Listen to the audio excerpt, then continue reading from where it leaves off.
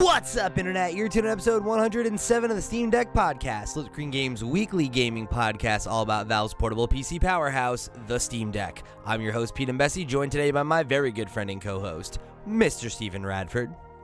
Hello, hello. Hello, Steve. Welcome back. It's Steam Next Fest season. Yeah, so we're going to talk about games, and Pete, this time please no spoilers, because people were very upset with the spoilers on Red Dead Redemption last week. Didn't I not spoil it? I saw the comment about that, and I was like, didn't you stop me? Did they jump off before you were like, don't spoil it? Quite possibly. Because I don't think I said anything other than that. All I said was that there were, like, moments in the... Don't do it again. I'm not going to repeat it. I was going to just say, I said that there were, like, moments that happened, right? Like, I don't know. Fair enough. I apologize if I spoiled anything for anybody. I thought I was pretty good about it, though. I couldn't tell you because I've not played the game. And as someone who's not played the game, I didn't think it was spoiled for me. I didn't really know what any of those things were. However, that comment was from someone who had played the game and I guess had forgotten it. And yeah. You maybe rejogged their memory. That's not really a spoiler happens. Then, is it, though? That does happen. That's me refreshing your memory. Well, either way, I do apologize. If you weren't able to listen to last week's show, or if you felt like something was spoiled, I truly do apologize. That's never my intention. Well, today we're spoiling these demos. That's what we're here to do. So that's we're talking about them because it's Steam Next Fest for October, right? It's a twice a year event now, I guess. And Max and I did an episode back in the spring for the beginning of the year for Steam Next Fest, and we got to check out a bunch of really cool, fun indie games coming to Steam, and a bunch of which we played on our Steam Deck, of course. And, we jumped into, I think it's 9 games this time around between the two of us. So we're going to talk about a couple of the games that we checked out that we enjoyed and that we think you should check out, too. It ends on the 21st, so by the time this goes live, you will still have a couple days left to go and check them out. So if any of these games pique your interest, make sure you go and give them a play and or, at the very least, add them to your wish list because we know that that's a big deal for indie developers. Yeah, it's perfect time really going into the weekend. Just download a bunch of these demos and check them out. And I've found just playing through these, like, at least 2 games I think I'm going to pick up and add to my wish list. A couple of them I was already aware of, but one that I was really excited about I just had never heard of before. So it's always nice to find something fresh. Awesome. Well, yeah, I got into a couple that I enjoyed too. I will say I kind of felt like I struggled a little bit this time around to find stuff that was really jumping out at me. But the more time that I put into it, I did find a few games that I was excited about. So, I'm interested to talk about them. And I will say one of the games that you played, I actually have played at an event in the past. So I didn't play it during Next Fest, but I'm familiar with the game. So when we get there... Oh, which one? Locomotive. I played that at... I am curious to see your thoughts on Locomotive, because this is one of my favorite ones that I played. Yeah. And it's coming to PC and exclusively, console exclusive to Switch that sometime in Q4 of this year. I really loved this game. And like I can imagine if you have played it that it feels like my kind of game, like it feels like a Steve game. Definitely, yeah. When I played it, it was specifically because I was like, oh, Steve will like this. It's like it's got vibes of Broken Sword, it's got vibes of Overboard, it's like a point and click murder mystery with like gorgeous pixel art, but very much takes cues from like the Broken Sword playbook rather than, say, the Monkey Island playbook. There's no like verbs on the screen. You're kind of just clicking around and figuring out what to do, combining items in order to do stuff. But I really liked the vibe and the story. Like, starts with Lady Unterwald. She dies on her own train as it goes through a tunnel, and then it's like a flash forward to 2 detectives kind of grilling you in a detective room, in like an interview room, and they're trying to get you to confess to doing something you didn't do, and you've got to try and escape. And as they leave the room, you find that you're strapped to the table, and you've got to figure out how to unstrap yourself from the table using items around the room. So it very much is like those classic 90s and early 2000s style point and click adventure games. And I really liked the vibe. I really liked the character that I was playing as. I know when the game launches, it says you can have 3 playable characters. And the demo, you only obviously got to play as the one character. It was just like a little snippet of the prologue. So yeah, it was really cool. Yeah, I liked it when I played it at the time, and it was a similar slice, right, where it's just like part of the one character story. So, but yeah, I love a good, story driven point and click adventure, like choosy kind of game, especially when there's multiple characters and multiple, like kind of branching paths and everything. That's something that always speaks to my taste. So yeah, this is one to keep an eye on, I think. Yeah, I wishlisted this straight away. I think this is going to be the day one pickup for me, depending on when it comes out. But I'm really excited to play more of it. I think it is intriguing enough for me to get his grips into me, in the same way that Overboard was a couple of years ago. It was one of our favorite games, I think, back in 2022 at this point, maybe even 2021. I was gonna say, I thought it was 2020 or 2021 even, but yeah. Yeah, and that was just such a cool game. And I feel like Locomotive definitely took cues from that, as well as the older games. The humor was great. It was really up there. I had a great time with the demo, and I recommend everyone checks it out if they're interested in like point and click games. Definitely. So, I guess we can get into one of mine. The first game that I played was a game called Fledglings, that I thought was pretty interesting. It definitely feels like it's still in early access right now, just in terms of like the current state of the game, but I think the core idea and like the style of it is pretty cool. So you're basically you're this like I think it's like a spaceship, right? And you like crash on this planet, and you're on this like in the demo anyway, it's like a small patch of land, and it's a kind of like a cross between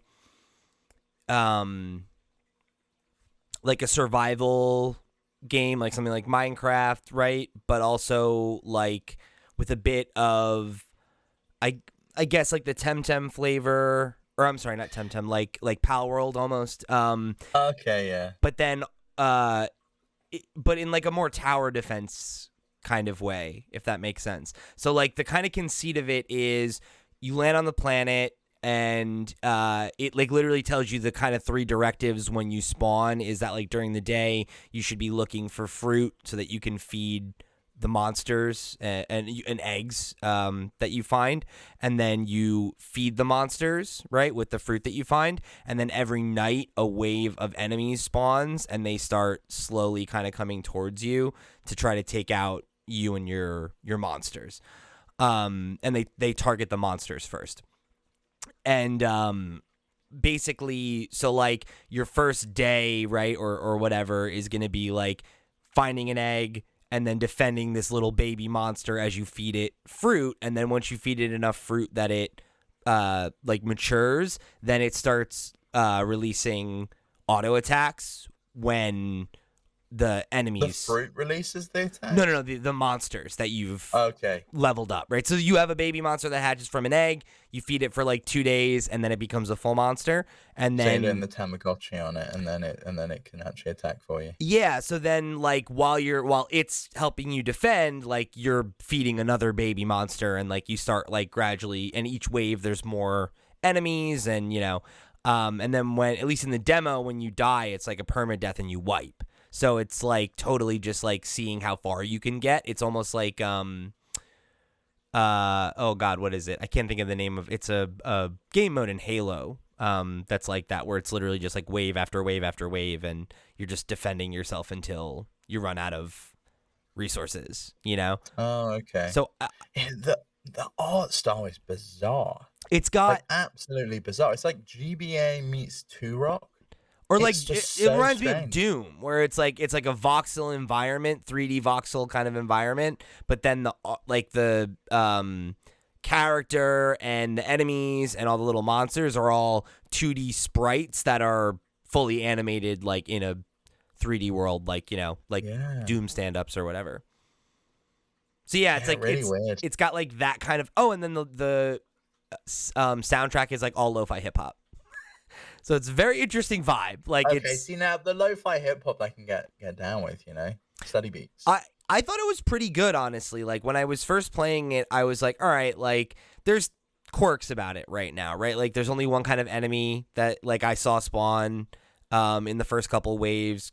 Granted, if you play longer, that might change, right? But they're not spawning at night like it says. It says defend from enemies at night, but in my gameplay, they were always spawning like at the dawn, like as the night was ending. So then it was like they were there during the day sometimes while I was supposed to be collecting fruit, so I wouldn't be able to collect fruit until the afternoon. So it's like I think there's like some fine tuning to be done, like to, tighten up the core gameplay and kind of get the loot where they want it. But for a vertical slice, I was like, yeah, like I could see this idea coming to fruition and being something really fun. And like I did have that like, oh, you know what, like if I wasn't sitting here trying to play demos to like have more to talk about, I would do another run, but I was like, okay, like I get it. I feel like I get the flow. I didn't want to go through the first day again because the first day is really slow. They should let you, I feel like they should maybe let you skip that, like.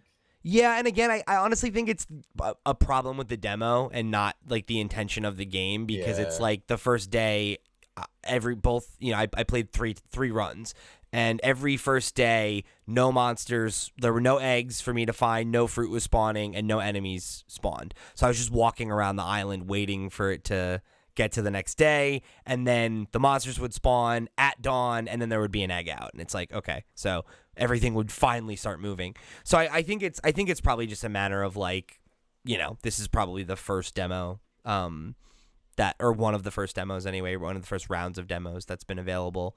And there's just still iteration to do, right? And like adding more enemy types, probably adding more creatures. Like I saw like 2 different ones in my 3 runs, but in like the art, they show a bunch of different ones. So yeah, I think it's a really promising idea. Like I really like tower defense games, like as a kind of like,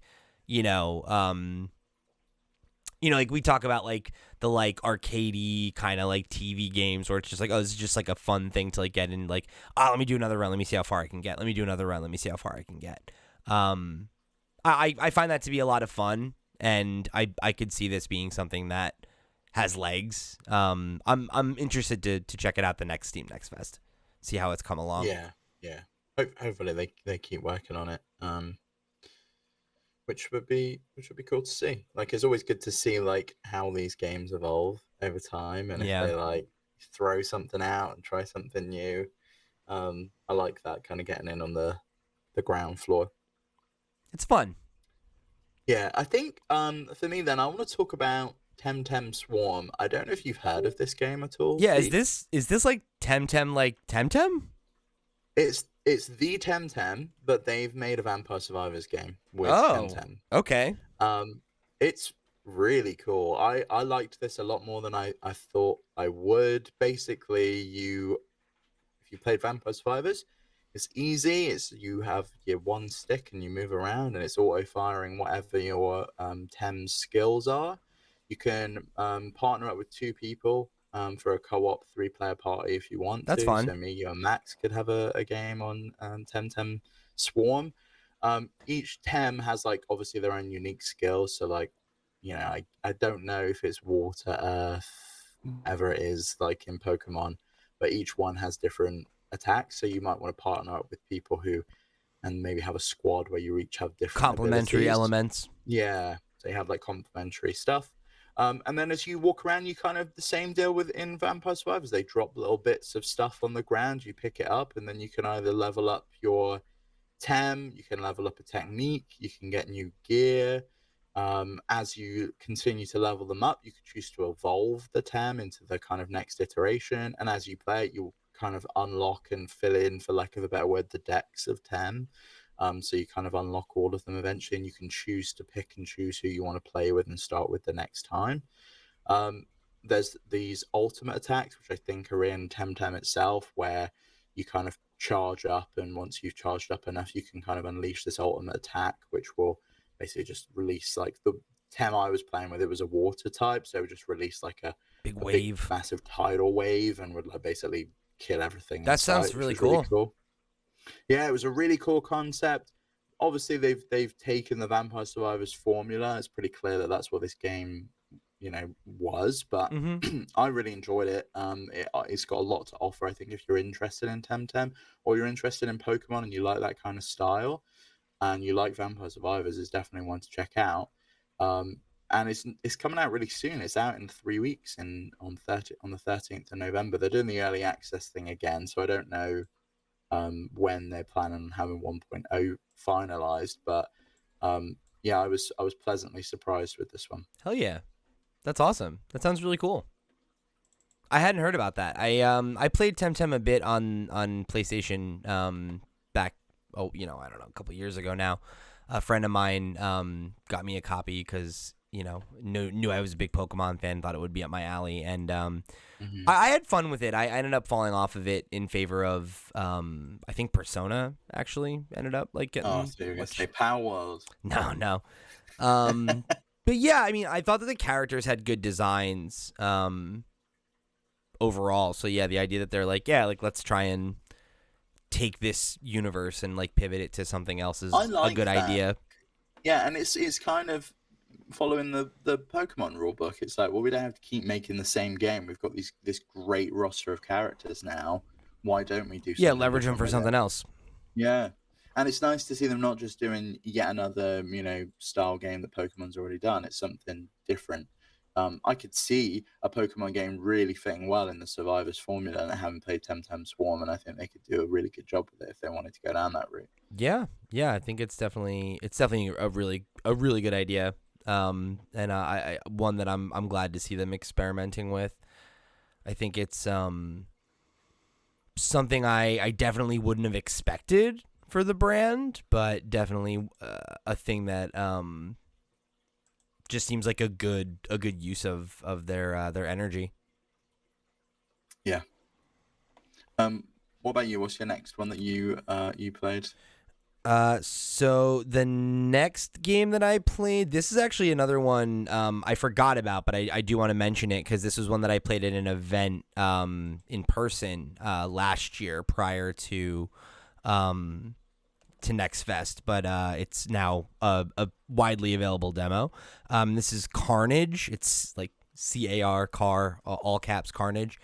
And it's like a top-down like 2D racing game that's got like kind of like it reminds me like moment to moment a lot of like what the old school GTAs look like. Right, like the top-down driving, but it's got kind of like a Mad Max, like Twisted Metal kind of aesthetic to it. Micro Machines as well. Like, have you ever played Micro Machines? Yeah, I remember Micro Machines. And yeah, so it's like a like very like edgy, like post-apocalypse Mad Max gate, like smashing cars into each other, racing kind of game. I thought it was pretty fun. I remember when I played it, I had the thought that like it was fun, but that I wasn't necessarily sure if it had the depth for like to be a game that was going to stick with you and be something that you were going to play for like a long amount of time. But then I did find myself like I was done with my demo and I was like, well, I'll play it again. So like you couldn't stop thinking about it. It's like, I want to play some more Carnage. Yeah, I think it's one of I think if you have nostalgia for this kind of game, it might be worth giving a spin. I really loved these kind of games. Like Micro Machines was one of my favorite games back in the day. And there's another one coming out, like a spiritual successor to that, called Tiny Tires, that I've had my eye on for ages. And I was really hoping there was going to be a demo in Next Fest, but there isn't. The developer's still not yet ready to show that game off. But fuck me, when that comes out, I'm going to be on it like a carb on it because I'm just so excited. What's up next for you? I played Rift of the Necrodancer, which is, I guess, is in the same universe as Crypt of the Necrodancer. I wasn't really sure what to expect from this game. I'm fairly sure we saw this at a Nintendo Direct. Yeah. I gotta say I was disappointed by it. Oh, Really really? disappointed. So like, what's the conceit of it? Like, is it It's like, basically Guitar Hero. okay, You just are hitting beats coming down towards you, but the beats are maybe like it could be a ghost, or it could be a green ghost, which is just a standard hit. It could be a blue ghost, which takes a couple of hits, and you have to like keep doing it to the beat. Or it might be a bat, which flies off into a different channel, so you kind of have to follow it and hit it in time with the beat. I don't know. Like, having played Cadence of Hyrule, I really feel like my expectations were pretty high from Rift of the Necrodancer, because I played Crypt of the Necrodancer after I played Cadence of Hyrule as well, and I enjoyed that, but not as much. And I think that was because of the music. And I feel like they've taken a really cool idea format of like, well, let's combine Guitar Hero with like an adventure game, and we can make something unique where every single attack and every single action has to be done in time with the beat. And they've just taken off the cool element, and now it's back to just being essentially another Guitar Hero game. And it's just like, well, there's some unique elements here and there, and it made you calibrate the game when you opened it, which, unlike the I can't remember the name of it, but the one that Microsoft released last year, unlike that, where it potentially wasn't in time, it was really precise. So I liked the precision that you could get, and there is an option for custom tracks. So that's even cool. though I didn't really jive with the music, because I really was hoping for Cadence of Hyrule music, but that's obviously not going to come because it's not on a Nintendo platform. It just didn't deliver for me, unfortunately. That's a bummer. I was hoping it, but you know, I love rhythm games, so I was really hopeful for it, and I'm sure people who love Cadence of Hyrule and Crypt of the Necrodancer will enjoy the game. I just think, you know, it's not as special as those games were. That's a shame. I guess maybe if you're somebody who likes that more traditional rhythm game, maybe you'll get more out of it. Like, I know, like, there's like stuff like Amplitude and, you know, some of those other like those style games. Maybe that'll be up your alley. But yeah, broadly not my thing either. So I'm no, I remember you didn't even get on well with Cadence Hyrule because you couldn't like do it in time with the beat or something. And I just don't, as a drummer, it just doesn't work. It just feels off to me, you know. Like it always feels like I'm like, oh, that's not where that doesn't feel like where the downbeat should be, you know. Like it always just feels a little off. I used to have that problem with like certain songs in Guitar Hero too, where it would be like they're not including all the notes, right, to make it easier. But it's like, I know that there's notes there, so it's like it just, I don't know, it always just feels a little off to me. And like I tried that I forget what it was, but it was getting attention like a year or two ago. It was like that metal game. It was like a metal rhythm based game. Yeah, I remember that. And I was like, I just don't like this kind of game. It just does not jive with me. You know, put it on Dancing Stage Remix and you'll have a great time. You know, DDR is where it's at. I think that is like the pinnacle, and then it's probably for me Beat Saber, and then everything else is secondary to those two in terms of rhythm games. Beat Saber I thought was fun too when I played it. That was cool. Beat Saber's great. Yeah, that's fair enough. All right. So my next one, this is like a kind of like a little like silly thing that I tried out. It's called Tiny Pasture, and I ended up clicking on it specifically because it reminded me of like a type of thing that I remember from like Windows 95 and like, you know, like the early fucking PC days where you had those like desktop like little like characters, and they'd like follow you on the start bar, or they'd like hang out on your backdrop, and you know, you could like interact with them and or whatever. And that's exactly what this is. It's like that. Are you seriously? Yeah, it's really cute. Does it work on the Steam Deck, or is it just for like Windows? I played it on Windows. I don't think it would make sense on Steam Deck unless you were playing it in desktop mode. Because the way that it works is it literally is like an overlay, and it lives at like right on your toolbar. And I popped it on my like second screen, and you just have like a little like patch of grass basically. And like, you know, you start with like a rabbit, right? And the way that it works is everything's on timers, and like you feed the animals to help them level up, and then when they become like, fully matured, they start producing gold, and then you can use gold to like buy new animals, buy things to add to the little layout. It's really cute. I think if 9-year-old me would have been obsessed with this. Same. Like, actually Same. obsessed. Yeah, and I think if you like those kinds of like Loop Hero was kind of like this too, where it's like, oh, it's like a passive kind of like, you can just have this cute little like vibe thing on your desktop and interact with it when you feel like it, and it's not, like sitting there like needing your attention all the time like a Tamagotchi or something like that. I want the alpacas. Yeah, it's genuinely very cute, and I think if like the idea of having a cute little like garden of pixel animals like on your desktop for like an aesthetic thing, is something that appeals to you, then yeah, it's a cute idea. Like I said, I genuinely booted it up out of just like like I remember these, like this is the thing I've thought about, like, oh, like that's an old internet, old PC thing, and I just was like, it was a morbid curiosity, and I was like, you know what? This is cute. Good idea. And hopefully this won't give you malware like those ones that I downloaded as a kid when it's like, oh, you get this cool little interesting cursor and little dude that like fucking Bonsai Buddy or whatever his name was on your start bar.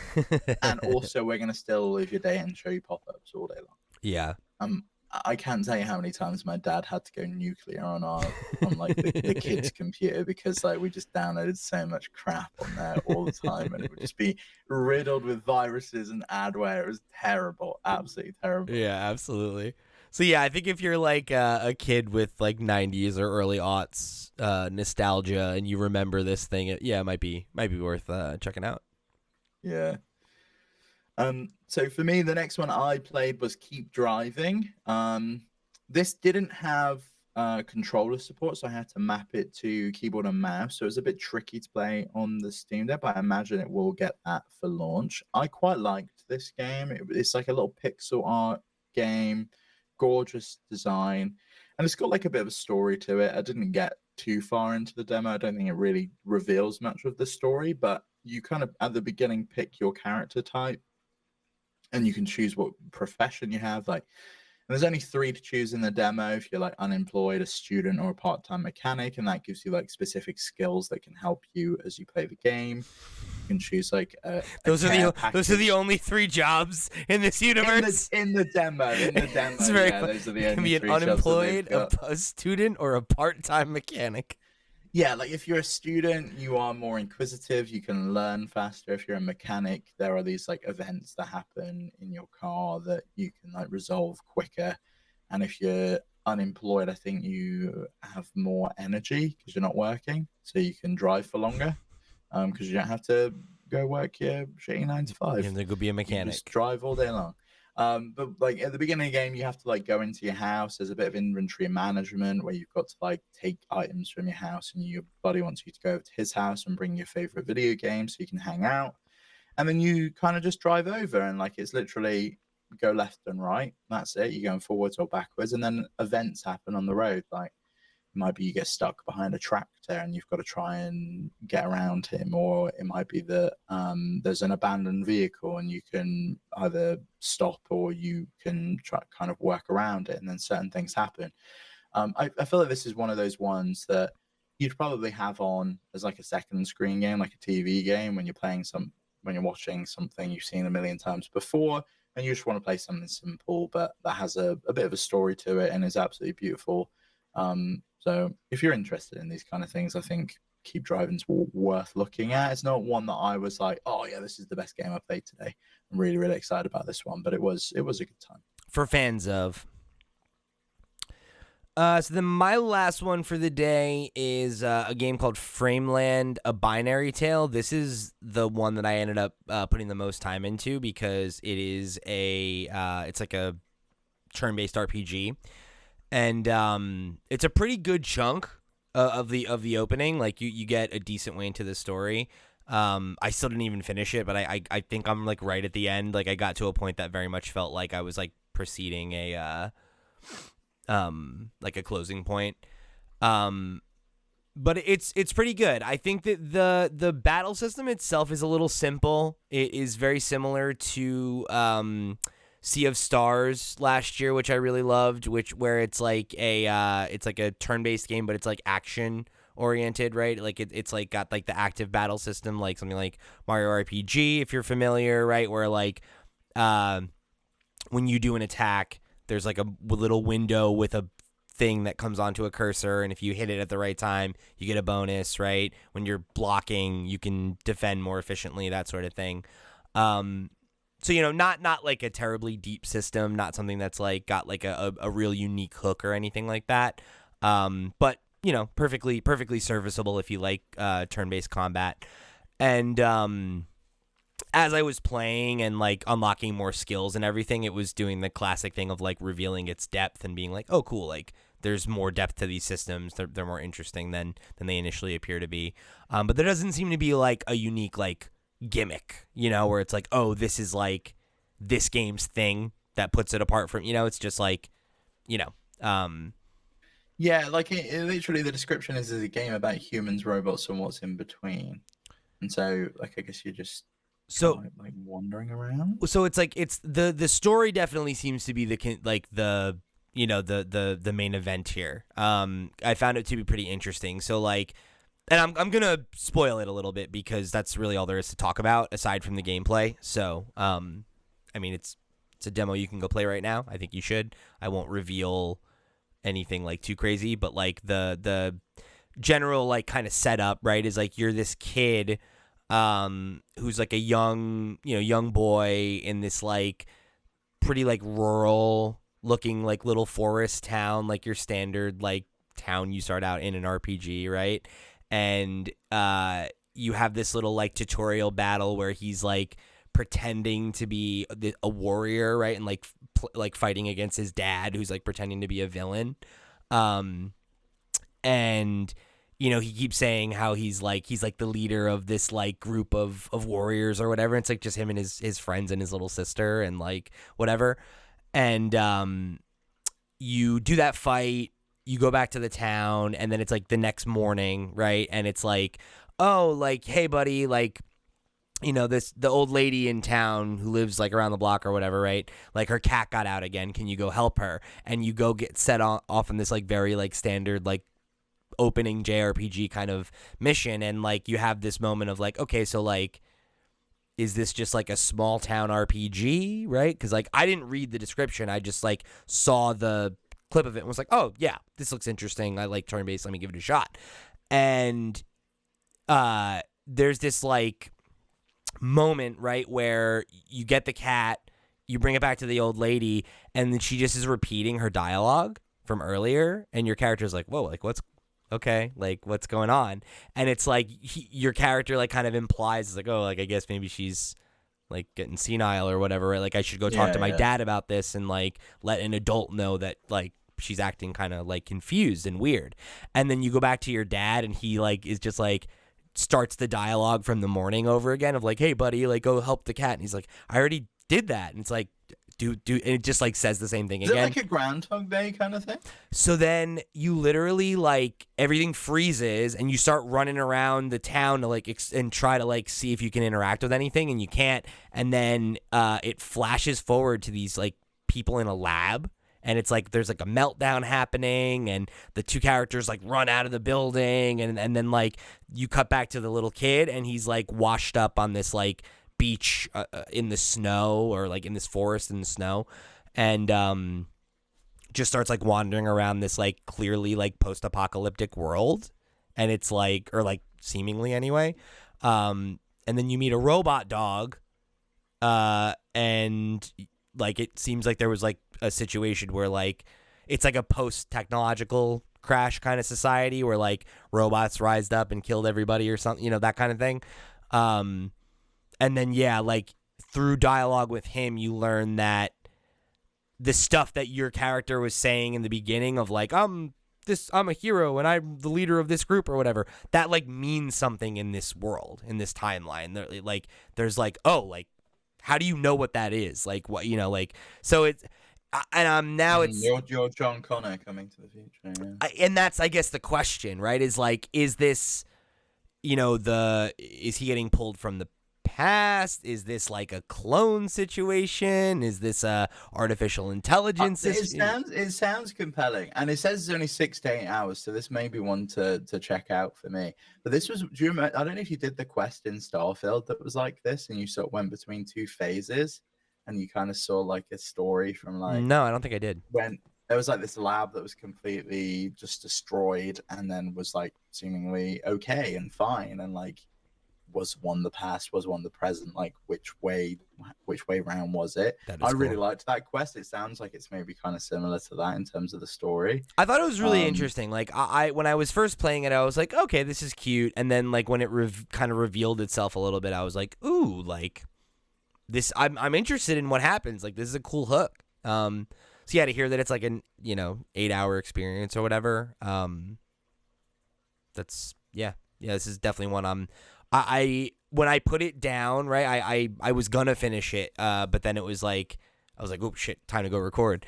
And I was like, yeah, no, I'm in. Like, I'm interested. I want to know what happens. That's good. Yeah. I want to see the story through at this point. That's so yeah, cool. Well, check that one out. I've got 2 games. I'm only going to talk about one of them, really. One is Rise of the Golden Idol, which if you played The Case of the Golden Idol, right, this is basically more of the same.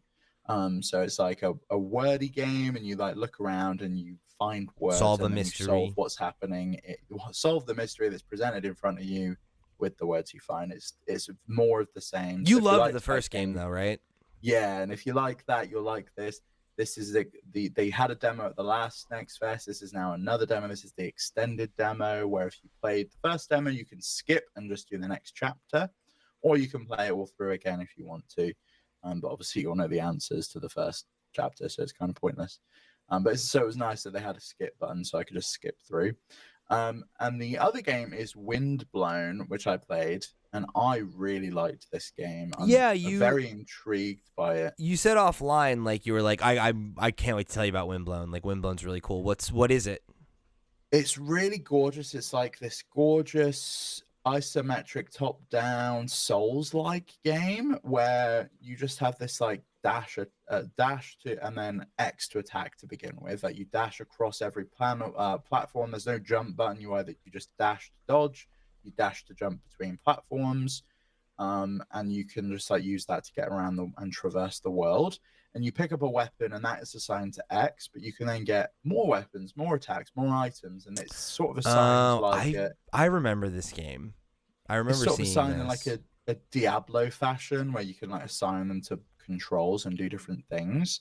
But the combat feels good. There's like you've got to look out for enemies' attacks to dodge them on time to attack them. So that's where the kind of Souls-like element comes into it.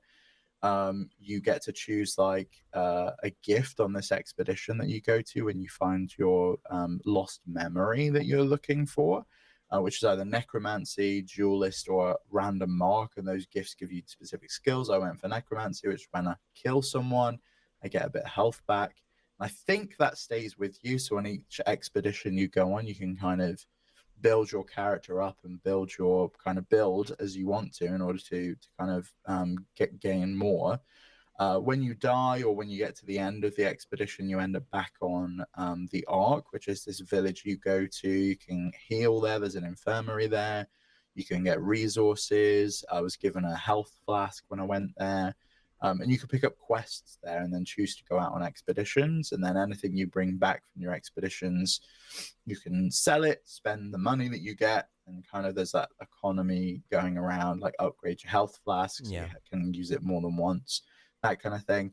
And there's like this undertone of a story there that you've got these lost memories and you're trying to figure something out, and you're going into this like other world, like to try and find those memories and uncover something. The demo doesn't really go heavy on the story. It's very much a flavor of the combat and a look at the world and kind of how everything interacts together. But this game was absolutely beautiful, and it ran flawlessly on the Steam Deck. And I hope that it makes it out next year as it's due in 2025.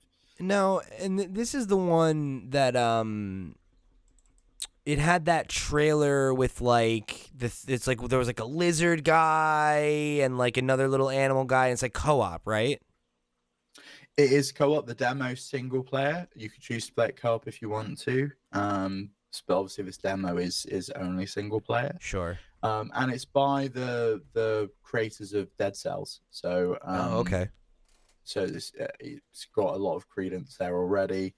I'm sure this would be one that Max is kind of all over when it comes out, just because, you know, it's Dead Cells, it's Souls-like. There's a lot of stuff that's kind of going on and is working in its favor. But yeah, I thought this was phenomenal. I'm downloading I'm downloading the demo right now. And yeah, I was wrong. It's out in early access in 6 days. So I think I'm probably going to end up picking this one up. Nice. And yeah, it was great. Really, really great. Hell yeah. Yeah, that sounds really cool. I like the style of this one a lot when they showed it off originally. Yeah, it's not always my genre, but when it works for me, it definitely works for me, and this looks like a lot of fun. Yeah, it feels like one of those ones where it's like, oh, I could do one more run, and oh, I've just picked this weapon up, or I've just picked this item up, or I've just, you know, got this new skill. I'm going to go and try it out on a new run. I want to go on an expedition. I want to go and finish this quest for this person. And I want to make sure that the Ark, the floating village that I'm living on, is safe from all these sentinels that are coming to kind of attack us. I just thought it was a really great vibe. I really liked it. I think that and Temtem Swarm were my two favorite games, but nice. The Windblown has a lot more going for it than Temtem Swarm did. So I think Windblown, considering it's only out in like 6 days, I think I'm probably going to end up picking that up. Beautiful. That's awesome. Yeah, Frameland was definitely the one that I was most interested in. That's one I cool. Definitely plan on following up on. Fledglings is, I think, a game I'd like to keep an eye on and see how it comes along, you know. But like the only one that I think really, really struck a chord with me was Frameland in terms of like I'm, you know, eager to get back to it, right? Like I may end up having Tiny Pasture on in the background at some point, but not exactly a game I'm like itching for. Yeah, I get you. I mean, Tiny Pasture looks really cool. If I was using a Windows computer, I would 100% install that because it looks really cute. I want little alpacas on my Starbucks. It was definitely that was how I ended up using it. Was like once I had it set up or whatever. You know, I got distracted doing something on the computer, like doing work, and then like turned my head back and I was like, oh, I got all this gold. Feed all my guys. All right, great. You know what? All right, I like this. This is cool. Yeah, I was a Chow Garden kid too, so you know, I like little guys. Oh, yeah. I like having little guys. It's fun. I don't know why the Chow Garden's not a mobile game. Like Sega's really missing. They hate money. I don't know. It's ridiculous. They're selling the Sonic X Shadows Collector's Edition has little Chow toys in it, but no Chow content in the game. Even though everybody who grew up playing Sonic Adventure 2 or 1, right, would lose it if they brought that shit back. I think, but. Oh yeah, I remember on the Dreamcast, I'd like put the Chow on my VMU and I'd take that away with me and make sure it was okay, and then I'd bring it back and you could put it on Sonic Advance too, and you could get exclusive eggs and stuff, and it was a fun time. It was a fun time. Anyway, speaking of a fun time, this episode of the Steam Deck Podcast has been a fun time, and it's brought to you by our Patreon producers for the month of October. They are, of course, Arnold J. Rimmer, Christopher Valens, Steve Stompy, Susan Likes Cats and Also Boobies, Ty the Dude, Voodoo Vic, and Wakahula. Thank you all so much for your support on this week's episode of the Steam Deck Podcast. Y'all the realest of the real, and we greatly appreciate your support of this and all of our sister shows. Remember, if you want to get involved just like they did, if you want to show your support, if you want to go check out Nintendo Noise and the Flip Screen Games Podcast, to hear us talk about what's going on in the world outside of Steam and the Steam Deck, you can do all that and much more by heading over to flipscreen.games. That's our website. Go over there, click on some stuff, however you choose to get involved. We greatly appreciate you tuning in for another episode of the Steam Deck Podcast. For the crew, I've been Pete. He's been Steve. We'll see you next week.